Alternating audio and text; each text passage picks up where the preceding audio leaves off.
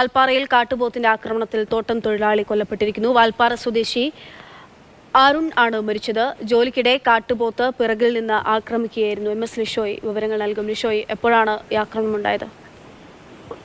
ഇന്ന് രാവിലെ 8 മണിയോട് കൂടിയാണ് ഈ സംഭവം ഉണ്ടാകുന്നത്. കാട്ടുപോത്ത് ഈ തോട്ടം മേഖലയിൽ നിലയുറപ്പിച്ചിരുന്നു. ഈ സമയത്ത് അവിടെ ജോലിക്കെത്തിയതായിരുന്നു അരുൺ. അരുണിന് പുറകിൽ നിന്നാണ് കാട്ടുപോത്ത് ആക്രമിച്ചതെന്നാണ് അവിടെ ഉണ്ടായിരുന്ന മറ്റ് തൊഴിലാളികൾ പറയുന്നത്. ഉടനടി തന്നെ വാൽപ്പാറയിലെ സർക്കാർ ആശുപത്രിയിലേക്ക് എത്തിച്ചു എങ്കിൽ പോലും വലിയ തോതിൽ ശരീരത്തിന് പരിക്കേറ്റ് രക്തം വാർന്ന നിലയിലായിരുന്നു. അതുകൊണ്ട് തന്നെ ജീവൻ രക്ഷിക്കാൻ കഴിഞ്ഞിരുന്നില്ല. ഈ മേഖലയിൽ നേരത്തെ അത്ര അധികം ഈ വന്യമൃഗശല്യം ഉണ്ടായിരുന്നു. പക്ഷേ കുറച്ച് നാളുകളായി ഈ പ്രശ്നങ്ങളെല്ലാം തന്നെ മാറി നിൽക്കുകയായിരുന്നു എന്നാണ് തോട്ടം തൊഴിലാളികൾ പറയുന്നത്. 4-ാം നമ്പർ ഫീൽഡിലാണ് ഇന്ന് രാവിലെ തേയിലത്തോട്ടങ്ങളുടെ ഇടയ്ക്ക് ഒരുപാട് വന്യമൃഗങ്ങൾ ഉണ്ടായി.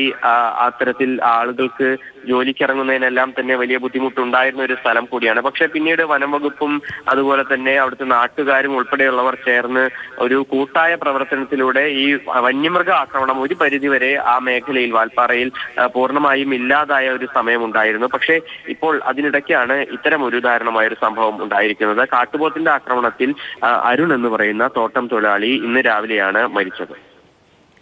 ശരി, MS ലിഷോയാണ് വിവരങ്ങൾ നൽകിക്കൊണ്ടിരിക്കുന്നത്.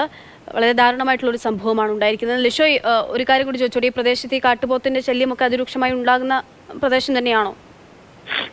അതായത് ഈ തോട്ടം മേഖലയാണ്, വലിയ വിസ്തൃതിയുള്ള തോട്ടം മേഖലയാണ്. തേയിലത്തോട്ടങ്ങൾക്കിടയിൽ കാട്ടുപോത്തും അതുപോലെ തന്നെ പുലിയും കരടിയും ഉൾപ്പെടെ നിരവധി വന്യമൃഗങ്ങൾ എത്താറുണ്ട്. ആന ഉൾപ്പെടെ നിരവധി വന്യമൃഗങ്ങൾ എത്താറുണ്ട്. നമ്മൾ തന്നെ പലതവണ ഈ കാര്യങ്ങളെല്ലാം തന്നെ അവിടെ നേരിട്ട് പോയി റിപ്പോർട്ട് ചെയ്തിട്ടുള്ളതൊക്കെയാണ്.